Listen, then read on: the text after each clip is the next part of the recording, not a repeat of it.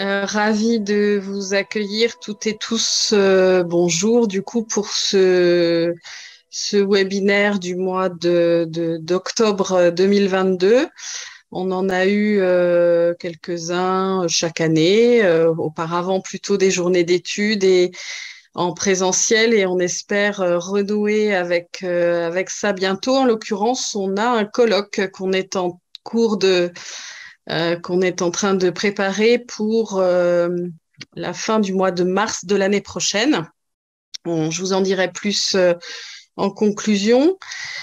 Petit mot technique, merci à tout le monde de maintenir vos micros coupés, pas forcément vos caméras, ça c'est à vous de choisir, sachant que nous enregistrons donc ce webinaire de façon à le monter et rediffuser pour les personnes qui ne pourraient pas y participer en direct aujourd'hui. On aura quand même, après les présentations de Fabien Carrier et de Camille Bessa, un temps d'échange. Donc, vous pouvez nous indiquer vos questions dans la fenêtre de chat où vous pourrez prendre la parole et donc réactiver vos micros à ce moment-là. S'il y a des questions techniques, vous pouvez aussi nous en faire part dans la fenêtre de chat. Donc, ça va être le moment pour moi de laisser la parole donc à Fabien Carrier, qui est maître de conférence à l'Université de Créteil et co-auteur avec Laurent Bonelli de l'ouvrage La fabrique de la radicalité. Je vous laisserai compléter, Fabien, si j'oublie des choses. Et puis, Camille Bessa prendra la suite de Fabien en tant que doctorante en sociologie au sein de la Maison des Ados et du Réseau Virage depuis peu. C'est une première pour nous et on est bien ravis. Et donc, Camille travaille sur les dimensions politiques de l'engagement radical auprès des individus suivis par le Réseau Virage. Merci à tous les deux de nous proposer ce temps de travail pour l'ensemble des partenaires du Réseau Virage cet après-midi. Et si vous êtes prêts, c'est à vous, je crois, Fabien, que je vais céder la parole en premier pour une petite demi-heure. Et puis ensuite, Camille prendra le relais et on pourra aussi avoir un temps d'échange derrière. Bon, je vous remercie d'abord pour l'invitation et merci David pour cette présentation. Moi, j'ai rien à ajouter. Je suis en effet maître de conf. Alors, les choses ont changé. Je suis maintenant à l'IEP de Fontainebleau. Enfin, c'est une évolution institutionnelle, mais voilà, ça ne change pas grand-chose sinon sur mon statut. Je vais donc vous présenter en effet l'enquête réalisée avec Laurent Bonelli. Au niveau de la protection judiciaire de la jeunesse, il y a maintenant quelques années de cela, voilà, on avait répondu à un appel d'offres réalisé par l'institution qui voulait mettre à l'étude les dossiers qu'elle avait commencé à constituer à partir de sa politique de signalement mise en place en 2014-2015. Et donc voilà, on a réalisé une enquête sur 18 mois, de septembre 2016 à décembre 2017. Et on a pu avoir accès, c'était quand même une chance et un intérêt sociologiquement, d'avoir accès au dossier de 133 mineurs qui étaient donc signalés pour radicalisation au niveau de la PJ. Alors évidemment, cet ensemble de 133 mineurs, c'est pas un ensemble homogène. Hein. Parmi ceux-là, on retrouve une soixantaine qui étaient poursuivis dans des affaires de terrorisme, donc soit des départs en Syrie, soit des tentatives d'attentats. Globalement, on a la quasi-totalité en fait des mineurs poursuivis pour les affaires de terrorisme dans cette période-là, à quelques exceptions près. Sinon, ils sont à peu près tous dedans. Vous le savez sans doute, c'est quand même une rareté dans l'histoire de la violence politique. Donc une soixantaine de mineurs, donc poursuivis dans des affaires de terrorisme, ce qui est encore une fois comme une spécificité du contexte. Voilà, il y en a peu eu après et il y en a peu eu avant. Donc c'était un observatoire quand même intéressant aussi pour ça. Au-delà de cette soixantaine de mineurs, on a eu d'autres jeunes qui étaient eux soit poursuivis pour apologie du terrorisme, ou alors signalés par les professionnels de la PJJ pour des comportements ou des propos considérés justement comme radicaux qui inquiétaient, qui étaient déjà des mineurs suivis dans le cadre de mesures civiles ou pénales à la PJJ et qui, du fait de leur comportement ou leurs propos, ont pu inquiéter, donc ce qui a amené à des signalements. toujours sur cette caractérisation rapide de cet ensemble de mineurs sur lesquels on a travaillé. Alors évidemment, vu le contexte, 2016-2017, peu de temps après les attentats de 2015, notamment en France et 2016 en Belgique, évidemment, vous en doutez bien, l'essentiel des signalements en fait se renvoie à la violence politique à référence islamique, donc plutôt à des questions de djihad, mais on a aussi une minorité de mineurs qui étaient plutôt dans des logiques d'engagement du côté notamment des indépendantistes corses ou basques ou alors de l'extrême droite. On avait initialement une ambition de comparaison systématique des causes, des logiques d'engagement, mais voilà, du fait du déséquilibre très important, clairement, avec une énorme majorité de dossiers renvoyant la question djihadiste, on a de fait concentré sur cette question-là, l'étude qu'on a faite. Je vais un peu plus vite maintenant. Donc, ce qu'on a fait en fait dans ces dossiers, si vous voulez, dans cette enquête, c'est qu'on a d'abord mis à l'étude en fait les dossiers qui avaient été constitués. Donc là, c'est des centaines et des centaines de pages qui ont été mises à l'étude.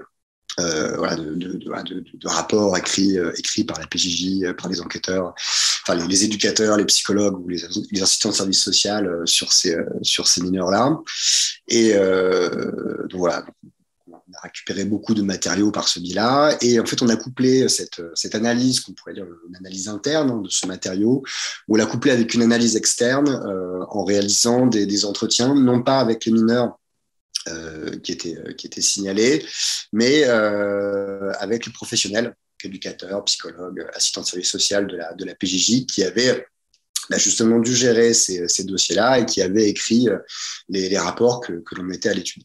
L'idée, en couplant cette analyse interne et externe, c'était déjà d'une part reprendre pour nous le point de vue de l'institution, en essayant d'analyser les façons dont les dossiers avaient été produits, les logiques d'autocensure aussi parfois, les difficultés dans l'écriture, dans les suivis, et puis aussi tout simplement parce que voilà, les dossiers PJJ, ce sont des documents écrits qui sont destinés à un magistrat, un juge des enfants initialement, et de fait, voilà, à la fois celui qui écrit, l'éducateur de la PJJ et le magistrat ont souvent une connaissance assez fine des logiques locales, des logiques locales qui sont des choses qui sont complètement qui ne sont pas écrites en fait dans les dossiers, parce que ça va de soi à la fois pour celui qui écrit et pour celui qui va recevoir le rapport.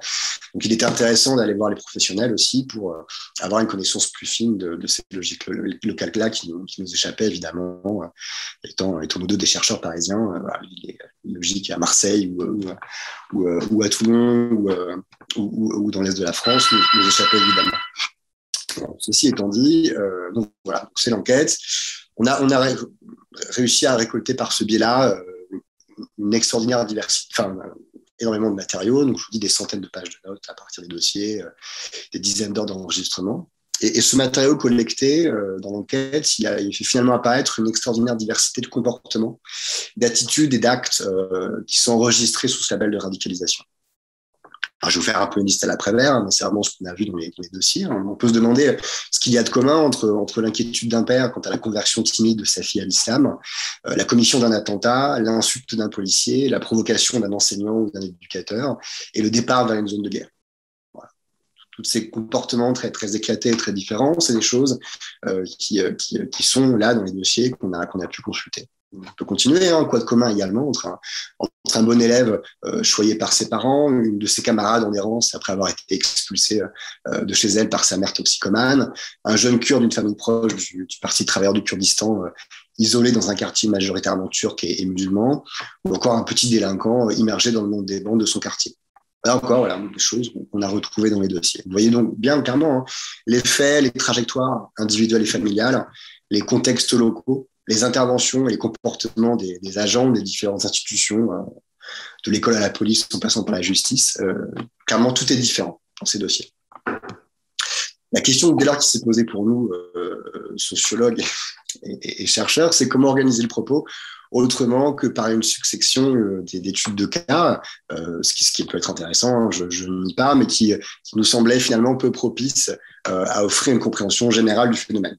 Donc c'est ça qui nous intéressait, c'est d'essayer de comprendre un peu les logiques derrière ça. Et donc pour éviter cet écueil, on a fait le choix, Laurent Bonelli et moi, d'opérer en s'inspirant de la démarche d'Émile Durkheim pour le suicide, en réalisant une classification des différents types de radicalité, en distinguant non pas leurs manifestations, apologie du terrorisme, départ vers la zone syrienne ou ce genre de choses, mais plutôt en étudiant les causes qui les produisent.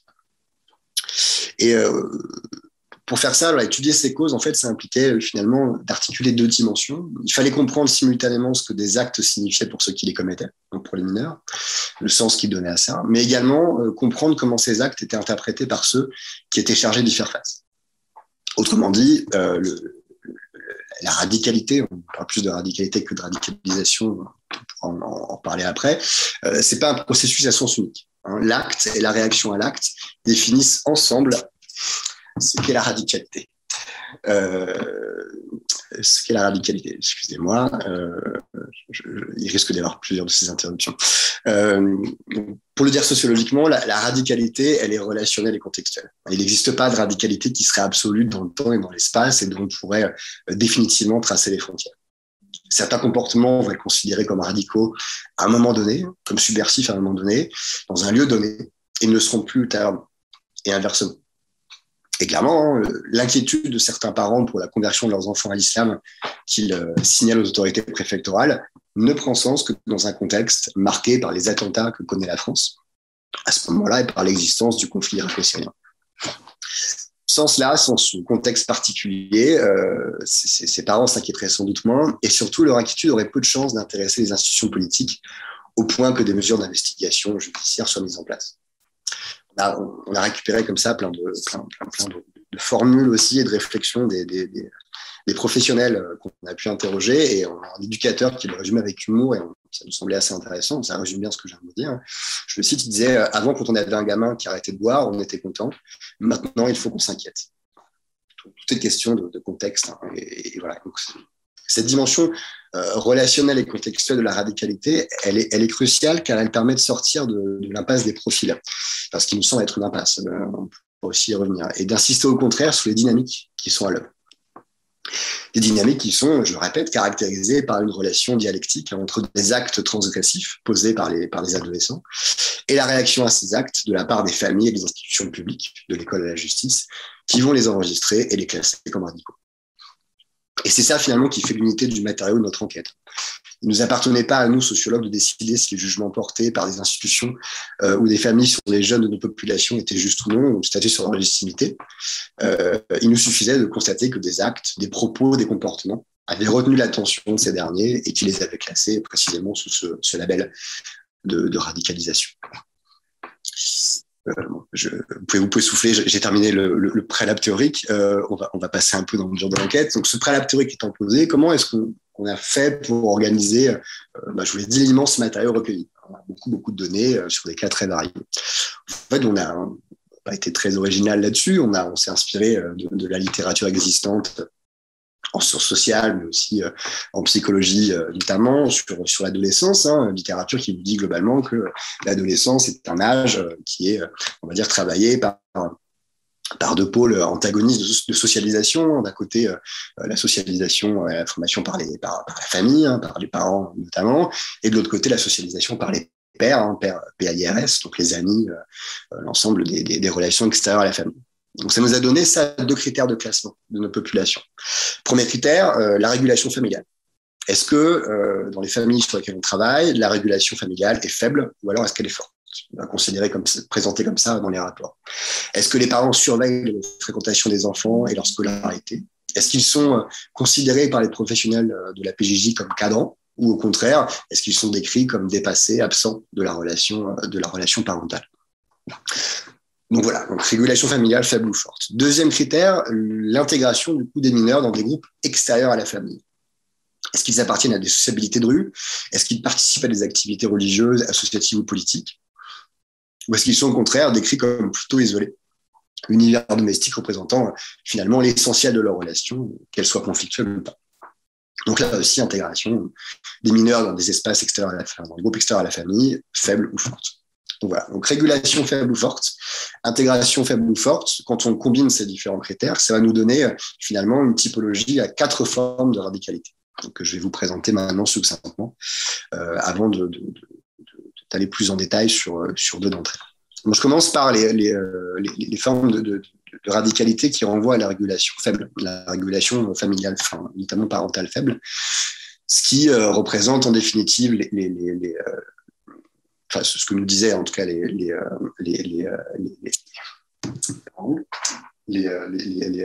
professionnels de la PJJ, ce qui représentait finalement un public qu'ils avaient l'habitude de voir au-delà de ces questions de radicalisation, un public habituel de la PJJ. Je commence par la première forme, ce qu'on a appelé la radicalité apaisante. Alors je sais, c'est presque un oxymore de dire ça. Donc régulation familiale faible, intégration faible dans des groupes extérieurs à la famille. Les mineurs de ce groupe sont souvent dans des familles dans lesquelles il y a de fortes conflictualités, des conflits très importants, et où l'encadrement des enfants par les parents est très limité. Et alors il s'agit d'un groupe essentiellement féminin. Et donc, clairement, je n'aurai pas le temps d'insister là-dessus, peut-être après pour les questions, mais cette radicalité-là, elle répond surtout à une quête spirituelle d'apaisement par rapport aux violences subies, notamment au sein de la famille. À l'adoption, ici, d'un code de conduite strict, inspiré par une définition particulière de la religion, notamment, a une fonction de mise en ordre des désordres familiaux et a souvent un rapport avec le corps et la sexualité. Voilà, je passe à la deuxième forme de radicalité, la radicalité agonistique. Alors, je sais le mot, un mot barbare, c'est agonistique et pas agnostique, comme on me le fait souvent. Voilà, c'est agonistique, c'est ce qui renvoie au conflit, à la confrontation, à la conflictualité. Voilà, on est des universitaires, donc il fallait bien qu'on trouve un peu des termes un peu pédants comme ça et compliqués. On s'est clairement planté, les gens ne savent pas ce qu'est agonistique la plupart du temps. Bref, donc j'explique à chaque fois. C'est vraiment le pendant masculin de la radicalité apaisante en définitive. Donc là, la régulation familiale est faible aussi, mais on a une intégration forte dans des groupes extérieurs à la famille. Donc les mineurs sont souvent ici dans des familles conflictuelles et l'encadrement familial est assez faible. Et là, le registre radical, il va venir faire sens dans le monde des bandes où évoluent ces jeunes. Alors, ils sont souvent inscrits dans la petite délinquance. Et là, je dis, c'est important, le registre radical, il vient colorer les identités, mais il ne les structure pas totalement. Je passe au deuxième volet, les deux dernières formes de radicalité, où là, donc, on a des régulations familiales fortes. Et là, où pour le coup, on a des professionnels de la PJJ qui nous disent, ce public-là, on n'a pas du tout l'habitude de l'avoir. C'est vraiment nouveau pour nous d'avoir des jeunes qui viennent de familles finalement plutôt structurantes, voilà, où il y a un encadrement très fort. Voilà. Et donc, je passe à la troisième forme, la radicalité rebelle. Régulation familiale forte, intégration faible. Les mineurs de ce groupe sont souvent issus de familles avec d'importantes tensions en leur sein, mais dans ces familles, c'est important, donc le contrôle parental est particulièrement important. Et donc, il y a des conflits internes très forts, et du fait du contrôle parental très important, une impossibilité finalement de trouver un exutoire à ces conflits très importants. Et dès lors, la colère créée du fait de cette situation va s'exprimer dans des discours radicaux contre la famille. Parfois aussi malheureusement dans des gestes, mais plutôt dans le discours. Je passe enfin à la dernière forme de radicalité, la radicalité utopique, celle qui fascine le plus, nous y compris, très, très honnêtement, et sur laquelle on a le plus travaillé. Donc là où il y a une régulation familiale forte et une intégration forte aussi dans des groupes extérieurs à la famille. Donc les mineurs de ce groupe connaissent un contrôle parental particulièrement fort, mais contrairement aux trois autres formes de radicalité, dans ces familles-là, il y a moins de conflits que dans les autres. Ça ne veut pas dire qu'il n'y a pas de conflit, quelle famille n'en connaît pas, mais voilà, c'est quand même moins important, plus apaisé que dans les autres. Et ici, c'est important, l'investissement dans le registre subversif, radical, est très intellectuel, très intellectualisé. C'est là qu'on va trouver évidemment les mineurs c'est aussi un point important, qui ont commis les actes les plus graves. Ceux qui ont tenté de partir en zone irako-syrienne, ou qui reviennent de zone, ceux qui ont tenté de préparer les attentats, ceux qui ont participé activement à des réseaux de discussion djihadistes sur Internet. Voilà. Bon. Je vois que le temps file. Je n'ai pas le temps de vous présenter. On avait suffisamment donné en fait, dans les dossiers pour faire des analyses statistiques sur ces différentes populations. Et ce qu'on a pu vraiment constater en, fait, en faisant ces analyses, c'est qu'on avait vraiment, en fait, donc c'est pas que cosmétique, ces typologies-là. En fait, les mineurs et les familles dans les différentes formes de radicalité ont des propriétés sociales qui sont très différentes les unes des autres. Et c'est particulièrement marqué pour les agonistiques et les utopiques. On a vraiment finalement des logiques quasiment en miroir. D'un côté, chez les agonistiques, on a des familles très peu cadrantes, avec des mineurs qui ont souvent un rapport compliqué à la scolarité, qui sont souvent déscolarisés très tôt et qui sont très connus de la police et de la justice depuis souvent longtemps. Et de l'autre, chez les utopiques, on a des parents qui sont dans des positions familiales stables, qui sont voilà, c'est les classes populaires, mais plutôt les fractions stables des classes populaires, voire une petite classe moyenne. Qui marchent plutôt bien à l'école, au moins pendant un temps, et qui sont inconnus des services de police et de la justice avant leur signalement pour radicalisation. Donc voilà, donc on a vraiment des propriétés sociales aux antipodes, hein, l'une de l'autre. Et par ailleurs, les actes, en fait, les actes qui sont qui pour ces deux radicalités sont là aussi très différents. La radicalité agonistique, c'est essentiellement la provocation, c'est des discours de provocation, alors que la radicalité utopique, on n'a quasiment pas ça, et on a par contre des passages à l'acte avec des choses vraiment graves, hein, qui tombent pour l'essentiel sous le coup de l'AMT, de l'association de malfaiteurs en relation avec une entreprise terroriste. Donc voilà, donc vous comprenez bien cette différence vraiment de propriété sociale, c'est finalement un résultat déjà important de cette recherche. On voit qu'on a vraiment des mineurs et des familles qui sont très différentes sur des logiques d'appropriation du registre radical. Et ces différences-là aussi, ça constituait pour nous une énigme, finalement. En effet, hein, pour résumer, ce sont donc les mineurs issus des familles stables, aux scolarités conformes, inconnus des services de police et des travailleurs sociaux, qui manifestent l'engagement le plus ferme dans des causes considérées comme subversives, au point d'agir en leur nom, d'envisager de quitter leur famille et leur pays, ou de planifier les attaques potentiellement létales. Et à l'inverse, hein, donc ceux qui présentent les trajectoires sociales et familiales les plus chaotiques, qui sont les plus proches du monde des bandes et de la délinquance, eux sont absents des formes de passage à l'acte les plus sérieuses. Ils se limitent clairement à des discours de provocation. Bon, il me reste 10 minutes. J'aurais voulu vous présenter rapidement les propriétés ce qu'on retrouve dans les logiques agonistiques, mais je ne vais pas le faire dans le détail pour essayer de passer plus de temps sur. Bref, donc voilà, pour résumer rapidement sur les propriétés des agonistiques et les logiques qu'on trouve derrière, voilà, donc je vous l'ai dit, c'est d'abord des discours, mais c'est essentiellement des discours. Ça structure pas les identités de ces mineurs.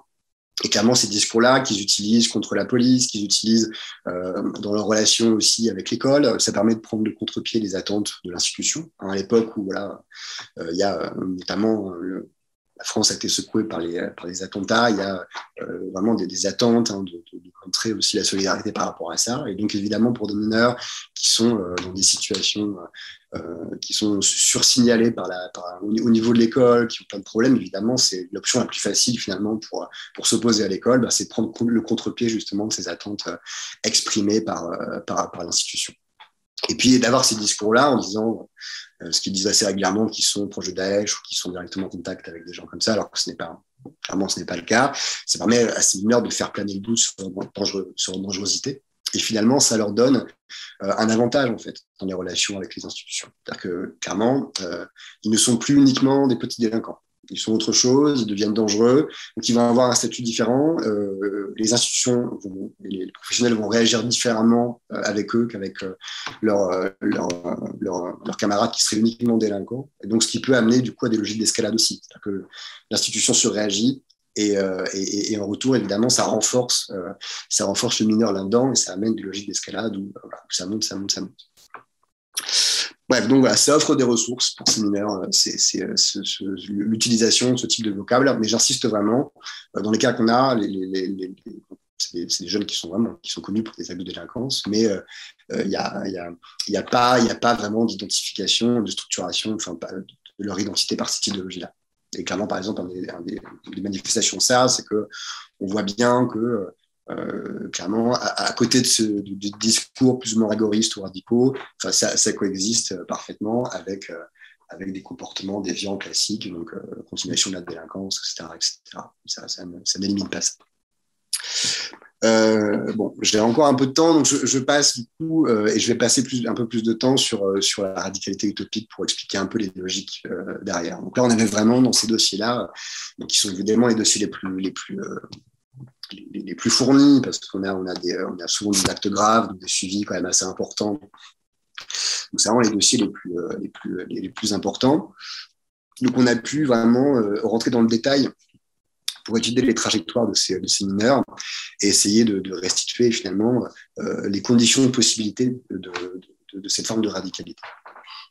Alors j'insiste aussi, je le dis en passant, vous l'avez sans doute compris, mais les trois premières formes de radicalité, agonistique, rebelle et apaisante, on est finalement dans du recodage de comportements adolescents, de rien, voilà. Je ne vais pas dire classique, mais voilà, qu'on retrouve fréquemment. Là où, pour le coup, chez les utopiques, on a un réel engagement. On a un réel engagement, et donc voilà, ça aussi, ça expliquait qu'on passe plus de temps sur eux, que là, il y a vraiment un engagement dans une cause, et donc d'essayer de comprendre ces logiques d'engagement. Et bon, je vais pas tout faire, mais je vais au moins vous présenter les conditions de possibilité sociale et scolaire de la radicalité utopique. En commençant donc précisément par les conditions sociales. Alors, je vais commencer par les parents, en fait. On va parler un peu des parents de ces mineurs. Donc, ce sont des parents qui sont issus, pour l'essentiel, ce sont des parents immigrés. Voilà, c'est des migrants de première génération, les parents de ces enfants-là. Et voilà, c'est pas une remarque gratuite, hein, ça a vraiment son importance, cette information dans les trajectoires parentales. Et un premier point qui est intéressant, c'est qu'en fait, ces parents, ils ont leur migration en France, elle est vécue comme très positive. L'immigration, elle est vécue par ces parents comme une étape dans une dynamique générale d'ascension sociale. Ils sont ouvriers qualifiés, ils ont des positions liées à un diplôme, à une qualification. Leurs propres parents étaient des petits paysans dans leur pays d'origine. Donc, clairement, le passage en France leur a permis de monter socialement. Donc, du coup, de fait, l'immigration en France est vécue clairement plutôt positivement par ces parents-là. Et de fait, ils vont dès lors jouer à fond la carte de l'intégration en fait, au pays d'accueil. Alors, ça se voit par différentes choses, hein. La francisation des prénoms des mineurs, ce qui peut paraître assez banal, mais en fait, notamment pour on a une bonne partie de parents qui sont d'origine algérienne. Quand on connaît le passif lourd et compliqué des relations entre l'Algérie et la France, donner des prénoms français, franciser des prénoms pour les enfants, c'est quand même un acte, c'est pas anodin, quoi. Puis on a aussi une francisation des prénoms des parents eux-mêmes qui vont se faire rebaptiser en France pour avoir un prénom qui colle plus du coup au pays d'accueil. Donc voilà, c'est un indice du fait que ces parents jouent à fond la carte de l'intégration. Ça se voit aussi dans le fait que ces parents ne transmettent pas, pour la plupart d'entre eux, la culture du pays d'origine. Ils viennent, la plupart d'entre eux, de pays de culture musulmane. Ils n'ont pas transmis ça. On a des mineurs de ce groupe-là qui découvrent à l'adolescence que leurs parents sont musulmans. Ils n'en avaient pas aidé auparavant. Je veux dire à quel point les choses ne se transmettent pas. Non. Voilà, donc c'est tes parents qui jouent à fond la carte de l'intégration. Et un autre point important sur ces parents qu'on n'a pas vu tout de suite. Donc il a fallu un peu qu'on fouille vraiment longtemps les dossiers, mais ce qui nous est finalement apparu, c'est qu'une majorité de ces parents avaient coupé les ponts en fait avec leur pays d'origine. Alors, ils avaient un peu brûlé leur vaisseau et ils avaient coupé les ponts aussi avec les membres de la communauté de leur pays d'origine installée en France. Voilà, c'est assez marquant. La plupart de ces parents sont installés dans des villes petites et moyennes, qui sont plutôt éloignées en fait plutôt des grandes villes où on retrouve l'essentiel des communautés, notamment d'origine maghrébine en France. Et clairement, voilà, il y a une mise à distance de la communauté du pays d'origine et du pays d'origine. Ça se traduit par d'autres choses. Par exemple, il y a un mineur de nos dossiers. Alors, je sais plus, je crois que c'est sa mère qui est algérienne et son père est marocain. Et en fait, ils ont un peu de moyens, donc ils peuvent partir en vacances à l'étranger. Et quand ils partent à l'étranger, ils ne vont ni au Maroc ni en Algérie. Quand on sait l'importance du retour dans le pays d'origine, hein, pour beaucoup de gens qui ont fait leur migration, qui sont installés en France, on voit à quel point il y a une espèce de rupture comme ça qui est très marquée dans beaucoup de ces familles. Et tout ça, tous ces éléments dont je vous ai parlé, donc cette immigration vécue positivement, ce rapport, cette rupture avec le pays d'origine, qui est souvent lié aussi à des conflits familiaux, voilà. Ça fait finalement, ça a un effet sur un projet parental qui est vraiment structurant et qu'on retrouve systématiquement dans les dossiers, un projet parental d'intégration par le haut via la réussite scolaire des enfants. Voilà. Clairement, c'est un projet qui est omniprésent dans les dossiers. Voilà. Il faut que les enfants réussissent scolairement et ce qui est souvent visé, par ailleurs, pour les enfants, c'est des positions intellectuelles, quoi. Donc on veut qu'ils montent socialement, et puis en plus, la plupart de ces parents ont des occupations manuelles, et ils veulent que leurs enfants aient des positions intellectuelles. Donc voilà, finalement, qui se déplacent vraiment à l'opposé de la position qu'ils ont, eux, dans l'espace social. Voilà, et ce projet, voilà, il est vraiment structurant. Et alors, vous allez me dire, mais en fait, quel parent ne veut pas la réussite de ses enfants, hein, ce qu'on retrouve vraiment en permanence, évidemment, hein, une minorité de parents ne souhaitent pas ça, mais clairement ici, on va avoir des familles qui vont mettre vraiment tous les moyens à leur disposition pour que ce projet advienne. Voilà, c'est vraiment frappant en fait dans les dossiers. Donc ça traduit par un très fort encadrement des enfants par les parents, un contrôle très important de leur fréquentation et de la scolarité. Alors bon, je n'ai pas le temps, mais tant pis, je le fais quand même. Je voudrais citer le père de Fouet, donc c'est pas son prénom, évidemment, on leur a tous donné de nouveaux prénoms pour l'enquête. Donc le père de Fouet qui est parti en Syrie rejoindre Daesh, et le père de Fouet, donc lors d'une audience, en fait, décrit l'organisation familiale et qui est assez finalement caractéristique de ce qu'on retrouve dans beaucoup de ces familles en termes d'encadrement. Donc, je cite le père de Fouet: je suis de nature à protéger ma famille. La famille, c'est tout mon projet. Mon capital, c'est mes enfants. J'investis dans mes enfants, pas dans le matériel. Donc, je passe un peu. C'est pour ça que je crois qu'il faut sécuriser le milieu.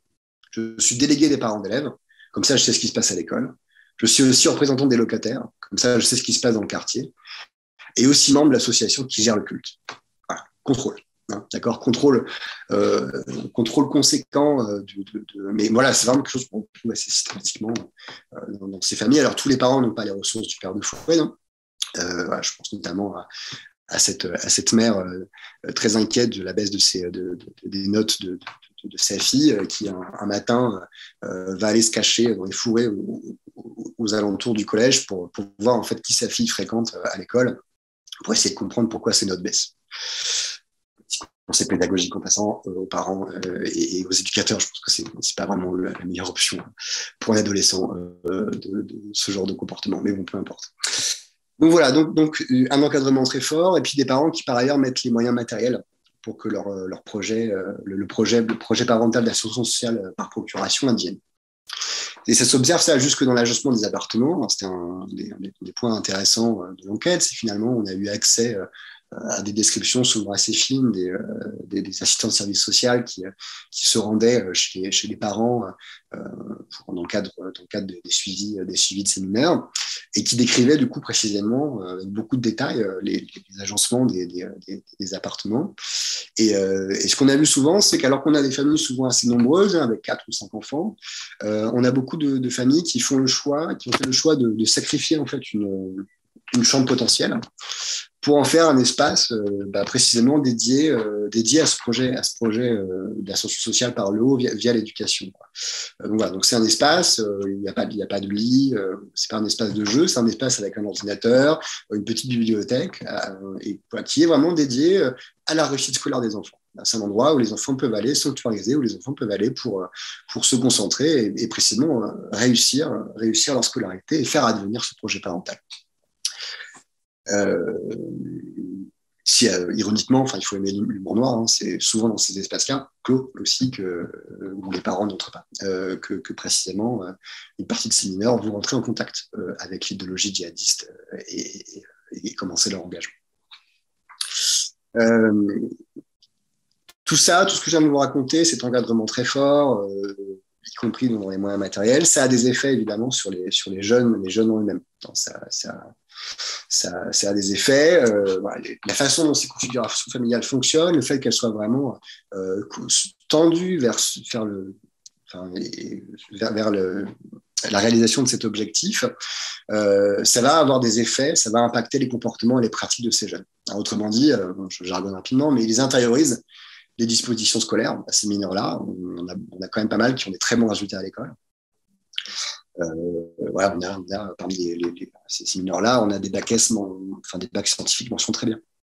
Par exemple, on a une mineure qui écrit à l'âge de 13 ans son premier roman, hein, qui le fait auto-éditer. Alors, elle a 13 ans, donc le bouquin est truffé, truffé de fautes d'orthographe, mais honnêtement, le récit se tient. Le récit se tient de bout en bout. Ça montre que c'est quelqu'un qui a l'habitude de lire, qui connaît les codes de la littérature à minima. Bon, l'histoire n'est pas gaie. Hein. C'est le dialogue entre l'âme et l'âme sœur d'une jeune fille décédée. Voilà, on fait plus Prime Sautier comme bouquin, mais voilà, vraiment c'est bien fait et c'est pas déconnant, et c'est beaucoup moins déconnant d'ailleurs que beaucoup de copies d'étudiants de licence ou même de master que j'ai eu le plaisir de corriger. Bref, passons. Donc voilà, donc des gens finalement qui sont intériorisation de très bonnes dispositions scolaires, et finalement des mineurs qui ont des dispositions presque scolastiques et ascétiques. Il y a une logique ascétique au fait dans leur mode de vie. Ils sont quasiment coupés du monde extérieur. Les parents, du fait du contrôle, leur refusent de rester trop longtemps dans le quartier. Qui est considéré comme dangereux. Et donc voilà, donc finalement leur vie souvent est très monacale, hein, se résume à des espèces d'allers-retours. Je sais que j'ai dépassé le temps, mais j'arrive à des allers-retours entre l'école et leur appartement, quoi, leur maison. Et d'ailleurs, il y en a un qui fait un lapsus intéressant alors qu'il est incarcéré pour je crois, 2 tentatives de départ en zone irako-syrienne. Il discute avec une éducatrice qui le suit, et en fait, il fait ce lapsus, et au lieu de dire ma cellule, il dit ma chambre. Et donc, l'éducatrice le reprend en lui disant non, c'est pas ta chambre, c'est une cellule, t'es là pour. Voilà, c'est pas anodin ce que tu as fait, donc voilà, tu peux pas non plus. Voilà, voilà, elle pose un peu les actes aussi. Il dit non, mais ça, je sais bien, mais en fait, finalement, ma vie d'aujourd'hui ne change pas beaucoup de ma vie d'avant. C'est-à-dire que je continue à faire des allers-retours entre ma cellule, ma chambre, et l'école de la prison, qui, en passant, se plaignent beaucoup du niveau en prison, ces mineurs-là. Et voilà, donc il dit, voilà, ça ne change pas beaucoup de ma vie d'avant. Donc voilà, donc il y a une logique ascétique très forte. Et donc c'est une mineure qui intellectualise beaucoup, et qui notamment ce qui se retrouve dans le fait qu'ils se préoccupent très peu en fait de questions de sexualité. Ils ont entre 16 et 17 ans, la plupart d'entre eux. On le sait, on a tous été adolescents, c'est quand même un moment où, en général, ces questions-là quand même sont très présentes. Eux, c'est pas le cas. Hein. Leur libido, finalement, ils l'ont placé non pas dans les questions liées à la sexualité, mais plutôt dans les questions scolaires et finalement intellectuelles. Donc voilà, de toute façon aussi, ça peut se comprendre que les questions de sexualité soient très peu investies, hein, du fait de l'encadrement parental. Ils n'ont de toute façon qu'un accès très limité au marché sexuel et matrimonial local. C'est bizarre de le dire comme ça, enfin, vous avez compris l'idée. Je termine rapidement, et donc je passe aux conditions de possibilité, scolaires, cette fois, de la radicalité utopique, et je m'arrêterai là pour laisser du temps à Camille. Donc je veux dire qu'on avait affaire plutôt à des bons élèves, tout du moins à des mineurs ajustés à l'école, qui donc clairement ont intériorisé les dispositions scolaires. Mais paradoxalement, on constate en fait qu'ils partagent tous à un moment donné un rapport malheureux, contrarié à l'institution scolaire. Alors, on avait suffisamment de données dans les dossiers pour faire une analyse processuelle, c'est-à-dire voir vraiment l'évolution tout au long de leur vie, finalement, les moments de rupture dans leur trajectoire, dans leur parcours. Et en faisant l'analyse processuelle, on s'est aperçu finalement que pour ces jeunes, le début de l'engagement, le début de l'appropriation de registres radicaux et de l'idéologie djihadiste, elle se faisait finalement à 2 périodes spécifiques, soit en classe de 3e, soit en classe de seconde. Donc, en fait, aux 2 moments de sélection dans le secondaire. Et ça, c'est pas anodin. C'est pas anodin. Et ce qu'on a clairement constaté, c'était finalement que se développait chez ces jeunes-là une forme de désajustement, finalement, vis-à-vis de l'école. Alors, je vous la fais courte. Disons que la trajectoire modale, hein, ce qu'on retrouve majoritairement, ce sont des mineurs, donc j'ai dit, qui viennent plutôt de villes petites et moyennes, qui au collège étaient dans collège de banlieue, donc plutôt homogène socialement, donc avec des jeunes plutôt issus des milieux populaires, avec des attentes des enseignants moins fortes qu'ailleurs, moins élevées qu'ailleurs. Et dans ces espaces-là, voilà, ils étaient clairement bons, souvent parmi les meilleurs. Et donc, du fait de leurs résultats, du fait de leur parcours, et bien évidemment, ils ont réussi, pour la plupart d'entre eux, à passer sous les fourches codines de la sélection en fin de troisième. Évidemment, vu le projet des parents, ce qu'ils veulent, c'est aller au lycée général, hein, voilà, parce que le professionnel, ce serait évidemment une trahison du projet parental. Donc, ils arrivent en seconde et en fait, ils font un déplacement du collège de banlieue homogène socialement, ils passent au lycée de centre-ville, beaucoup plus hétérogène socialement, et où les attentes en fait, des enseignants sont beaucoup plus importantes que dans les établissements qu'ils fréquentaient auparavant. Et là, en fait, en l'espace de quelques mois, c'est tout leur monde qui s'effondre, globalement. Vous comprenez bien, de bons élèves, ils deviennent des élèves médiocres, voire mauvais. Ils vont se confronter à l'incompréhension de leurs parents. Comment se fait-il que tes résultats baissent? On fait tout ce qu'on peut pour que tu réussisses. Et voilà, tu ramènes des résultats déplorables, ça se passe pas bien. Donc, c'est aussi leur position au sein de la famille qui est fragilisée. Encore une fois, aussi, ils étaient investis parce qu'ils portaient le projet parental, ils n'arrivent plus à le porter. Donc, c'est aussi leur position au sein de la famille qui est fragilisée par ça. Et puis, le problème, c'est pour eux. Donc voilà, donc ça vraiment, en l'espace de quelques mois, c'est tout leur univers de sens qui s'effondre d'un seul coup. Et le problème pour ces mineurs, ça va être de savoir finalement et finalement aussi un des soucis pour eux, c'est qu'ils, on le sait, hein, dans ces moments-là, notamment à l'adolescence, de déception par rapport à l'institution scolaire. Une des façons aussi de gérer ces choses-là, c'est de collectiviser tout ça, de collectiviser le désarroi scolaire en passant par d'autres jeunes qui ont les mêmes difficultés à l'école, etc., etc. En l'occurrence, eux, du fait du contrôle parental, l'accès aux jeunes, notamment de leur quartier, est fermé. C'est pas possible. Puis, de toute façon, ils ne maîtrisent pas les codes du quartier. Ils sont vus comme je cite ce qu'on a vu dans les dossiers, des baltringues, des faillots, qui n'ont rien à faire là-dedans. Donc, voilà, ils sont très isolés. Et du coup, toute la question, tout le problème pour ces mineurs, ça va être finalement où transférer, où réinvestir leur disposition scolaire, leur disposition intellectuelle. Et vous voyez venir, c'est là où précisément l'idéologie djihadiste, en fait, leur offre une porte de sortie.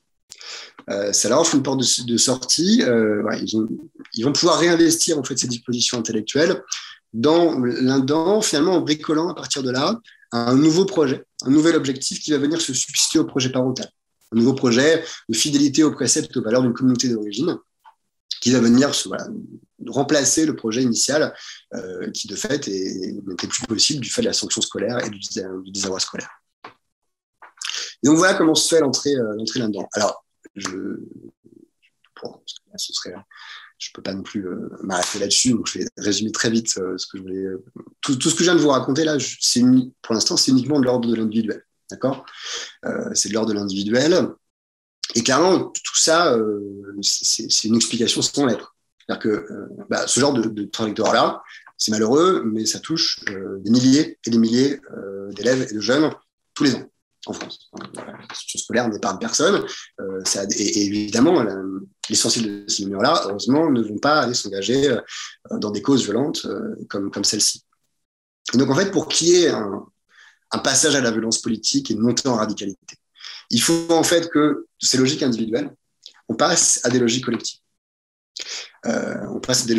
Donc, initialement, la prise de contact avec l'idéologie est individuelle, et puis après, on constate dans les dossiers que ces mineurs-là vont commencer à chercher à se regrouper avec des mineurs qui ont les mêmes problématiques qu'eux, les mêmes difficultés qu'eux, en fait, qui ont les mêmes trajectoires à peu de choses près, qui vont rencontrer les mêmes problèmes par rapport à l'école. Ils vont commencer à se regrouper, alors soit physiquement, c'est-à-dire des gens qui se connaissent plus ou moins dans le quartier malgré tout, soit virtuellement, au niveau des réseaux sociaux. Et voilà, donc des gens qui ont les mêmes problématiques, qui vont commencer à se regrouper.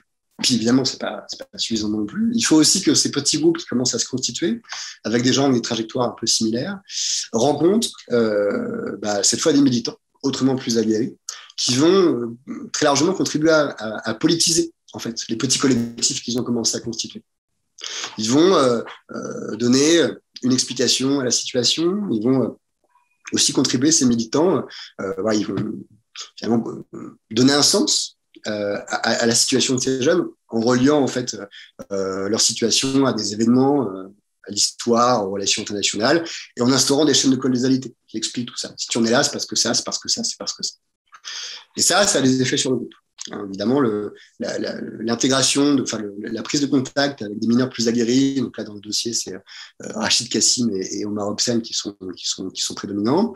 Ça politise le groupe, et puis ça a des effets sur sa composition. Les plus modérés vont s'éloigner, évidemment, parce que les propos des militants plus aguerris sont trop durs pour eux. Ils ne vont rester finalement au sein de ces collectifs que les plus convaincus. Et c'est là finalement que se forme, on a repris la notion à notre célèbre sociologue Max Zeller, se forment finalement des petites communautés émotionnelles. Des petites communautés émotionnelles de mineurs qui pensent à peu près la même chose, qui ont le même degré d'engagement. Et c'est en fait au sein de ces collectifs très largement qu'adviennent les montées en radicalité. Et alors, je pourrais expliquer après, mais je ne vais pas le faire là parce que j'ai déjà vraiment clairement mordu sur mon temps. Et donc, c'est au sein de ces collectifs que les choses se jouent. Et sans doute, et on pourrait revenir dans la discussion, j'ai dit qu'il y avait ces militants, ces passeurs de sens, comme Kassim Hobsen, qui sont un peu des courtiers du djihad, qui sont spécialisés à un moment dans la transmission et la traduction vers des jeunes occidentaux et français du discours et l'idéologie djihadiste. Je pense qu'on leur a donné trop d'importance, en fait, pour expliquer les passages à l'acte. Ils en ont évidemment une importance, mais vraiment, je veux insister sur le fait que c'est d'abord les logiques collectives au sein du groupe qui amènent en fait les montées en radicalité. En clair, pour le dire vite, souvent ces mineurs s'engrainent les uns les autres. Il y a des logiques d'attente réciproques, plus ou moins, et donc finalement, pour rester dans le groupe, pour être accepté par le groupe, on va redoubler de radicalité pour continuer à rester dans cet espace-là et dans ce collectif. Bon, je vais trop vite, voilà. Donc pour conclure, et comme ça je laisserai la parole à Camille. Donc il n'existe pas une radicalité, mais plusieurs. Et j'insiste par ailleurs, la typologie que je vous ai présentée. Celle-ci qu'on a vue là, elle n'a pas vocation, je le dis à chaque fois, à substituer aux échelles de radicalisation. Ce n'est pas des stades. On ne passe pas comme ça d'une radicalité à l'autre. Ce n'est pas un jeu de loi. Il ne faut bien sûr pas réifier l'identité et la typologie que je viens de vous présenter. Hein. Il est toujours possible que des déplacements se fassent d'une forme d'un registre à l'autre. En fonction de l'évolution des situations familiales, en fonction des réponses institutionnelles, il peut y avoir comme ça des évolutions. Néanmoins, voilà, il y a quand même des différences tranchées. Et ce que j'essaie de vous montrer, c'est que ces logiques différentes d'appropriation du registre radical étaient à chaque fois indexées à des propriétés de trajectoires spécifiques. Un endossement de tel ou tel type de radicalité ne se fait jamais au hasard. Il renvoie à des dynamiques sociales, familiales, scolaires et institutionnelles qui sont à chaque fois différentes. Voilà. Je vous remercie et je m'excuse pour d'avoir explosé le temps. On pourra revenir aussi peut-être sur certains points ensuite dans les échanges et les questions, si vous pouvez rester encore un petit peu avec nous, et notamment écoutez Camille qui va prendre le relais. Si tu es prête, Camille. Moi, pour ma part, je voulais présenter aujourd'hui quelques réflexions issues des premiers mois d'enquête du travail de thèse qui portent sur les dimensions de genre dans les trajectoires de radicalisation. L'idée, c'est plutôt que de décrypter matériellement les usages d'un répertoire djihadiste à des fins terroristes. Dans cette présentation, je voulais tenter d'élaborer quelques pistes de réflexion sur le sens et la fonction de cet usage dans une perspective de genre. Et parallèlement, j'entends interroger la compréhension institutionnelle de ces dimensions de genre. Donc, aujourd'hui, j'ai voulu organiser la chose en 3 points. Le premier étant sur ce qu'on entend dans le sens commun quand on parle de genre sur le phénomène de radicalisation. Le deuxième qui portera plutôt sur les catégories de genre mobilisées dans la compréhension institutionnelle du phénomène et sur les répercussions de cette compréhension sur les prises en charge. Et enfin, le troisième point, mais du coup, si j'ai le temps, ce sera plutôt l'occasion d'amener quelques pistes de réflexion et d'hypothèses élaborées pendant ces quelques mois de thèse sur la fonction plus politico-militante de la mobilisation du répertoire djihadiste dans une perspective de genre toujours. Donc, en premier point, sur ce que l'on entend par genre quand on parle de radicalisation, l'idée, c'est de venir un peu donner un tableau général sur l'approche genrée du phénomène de radicalisation dans le sens commun, avec la radicalisation masculine plutôt perçue comme danger pour les autres et la radicalisation féminine plutôt comme un danger pour les femmes qui s'engagent. L'idée, c'est de dire que la perception de la figure terroriste comme masculine s'inscrit en fait dans l'héritage de la perception de la criminalité en France comme étant quasi exclusivement une affaire d'hommes, où toutes les données disponibles pour mesurer la criminalité en France, en tout cas, montrent que la délinquance ou la violence, plus encore, demeure principalement un phénomène masculin. On pourrait le dire autrement. En gros, la figure dangereuse s'est construite autour d'un a priori genré. Ce sont les hommes qui passent à l'acte quasi exclusivement. Or, dans le cas spécifique de la radicalisation, c'est justement ce caractère violent, suspecté ou avéré d'une action radicale qui tend à justifier, au début, les différents dispositifs de lutte contre la radicalisation. Donc aujourd'hui, notamment depuis les attentats donc 2001-2015, la figure du terroriste se confond avec celle du djihadiste, si ce n'est du salafiste dans certains cas, dans sa dimension violente. Ou avec l'apparition donc de la radicalisation comme label institutionnel, le caractère terroriste d'une action violente tente à se justifier par le caractère radicalisé de l'individu responsable et réciproquement. On pourrait le dire autrement, la figure du danger, c'est plus vraiment le terroriste, c'est-à-dire donc celui qui pose des actes ou des bombes, mais plutôt une figure indéterminée dont la description se fonde sur des signaux qui, au début en tout cas, étaient plutôt imprécis. Ces signaux forts et faibles qu'on peut retrouver dans les plaquettes gouvernementales 2015-2016, donc de reconnaissance d'une situation de radicalisation, étaient au début calqués en partie donc sur un modèle de reconnaissance du religieux et du degré d'investissement dans la sphère religieuse islamique selon des modalités de pratique. Donc, dans ce cadre-là, les tenues vestimentaires, l'accoutrement physique, donc la barbe pour les hommes, ou l'alimentation étaient visiblement des points sur lesquels une attention était toute particulièrement portée, de manière à venir mesurer, entre guillemets, le degré de radicalisation selon l'intensité de la pratique religieuse. Dans certains comptes rendus ou plaquettes gouvernementales, donc la barbe pour les hommes, la djellaba aussi, qui est indiquée comme signal fort dans une plaquette du CIPDR, semblaient être des indicateurs donc susceptibles d'orienter les professionnels dans leur manière d'aborder la situation, puisque ce point semble permettre aux différents professionnels de venir mesurer le degré de radicalité de l'individu et donc, dans les cas masculins, de venir mesurer le degré de dangerosité de l'individu. Donc là, on voit bien que l'engagement politico-religieux masculin semble se mesurer à son degré de dangerosité pour les autres. Or, pour les femmes, c'est autre chose. On dirait qu'on le mesure au degré de dangerosité que ça implique pour elles, en fait.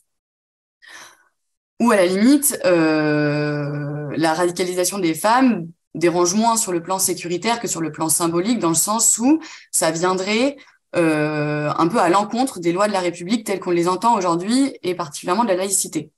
On le sait, aujourd'hui, laïcité et islam, c'est un débat sur la scène politique française qui existe depuis longtemps, qui a souvent été formulé sous l'angle de l'incompatibilité de l'islam avec les lois de la République, puisqu'on a tendance à mettre l'accent dans le sens commun sur le projet politique qui serait intrinsèque à l'islam.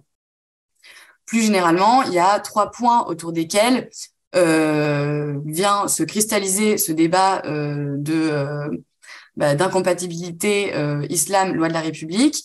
Le premier point étant le fait que l'islam soit perçu comme un marqueur de religiosité dans l'espace public, mais notamment avec la question du foulard, donc à l'encontre du principe de sécularisation. Également un marqueur de communautarisme, où on voit progressivement la problématique séparatiste qui vient se greffer, entre guillemets, au problème musulman. Et l'islam, en dernier point, est perçu comme un marqueur de domination masculine, donc à l'encontre de l'idée de l'égalité homme-femme supposée par le principe de laïcité. Parce qu'en France, la laïcité a été considérée par essence comme étant favorable aux femmes ou en opposition avec l'Église. C'est cette même laïcité qui invoque l'égalité homme-femme comme une valeur suprême et s'impose ainsi comme garante de l'égalité des sexes. Mais plus que les lois de la République, en fait, la radicalisation féminine interroge puisque ça devient presque un problème féministe. Elle suscite une incompréhension quant à l'adhésion de ces femmes à un modèle jugé donc rétrograde de féminité, où on pourrait se poser la question de comment les femmes peuvent-elles et veulent-elles de leur plein gré venir adhérer à une idéologie perçue et comprise comme les desservant humainement, socialement, amoureusement, voire professionnellement. Donc, dans ce contexte qui pose question, la radicalisation islamiste féminine a interrogé quelques chercheurs où on voit il y a des articles qui sont sortis, mais c'était toujours pour tenter de répondre à la question de comment ces femmes peuvent vouloir adhérer à un régime qui dénie les acquis de l'émancipation féminine. Donc cette incompréhension est d'autant plus grande que ce type d'adhésion, donc radicale, advient dans une société où les institutions religieuses sont désormais considérées comme fondamentalement patriarcales et les femmes pratiquantes, nécessairement aliénées.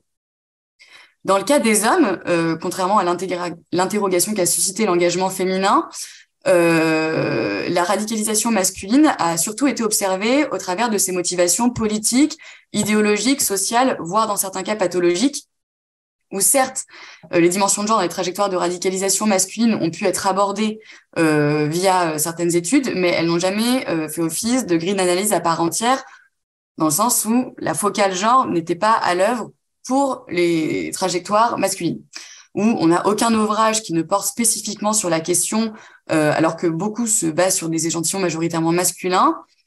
Donc on pourrait penser qu'en somme, la dimension masculine des trajectoires de radicalisation n'est pas un sujet en soi dans l'imaginaire collectif.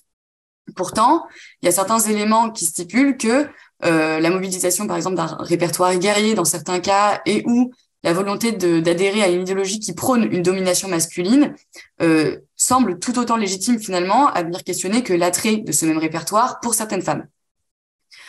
Donc cette absence de considération dans les analyses de trajectoire, à nuancer, soulève en réalité quelques questions, à savoir la principale. En fait, la dimension du genre est-elle pertinente à analyser dans le cas masculin, ou bien est-ce une approche seulement pertinente pour analyser les trajectoires féminines? On pourrait ici réfléchir à ce que signifie cette impensée collective concernant les dimensions de genre dans l'engagement radical masculin. Donc, j'ai tenté d'émettre deux petites hypothèses.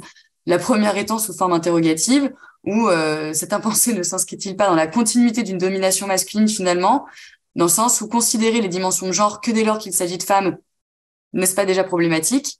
Et deuxième réflexion, quant à la pensée de la question du genre quand il s'agit d'hommes, c'est, comme je l'ai expliqué au début de l'intervention, la figure du terroriste tente à se confondre avec celle du radicalisé islamiste et est aujourd'hui perçue presque intuitivement selon sa dimension religieuse.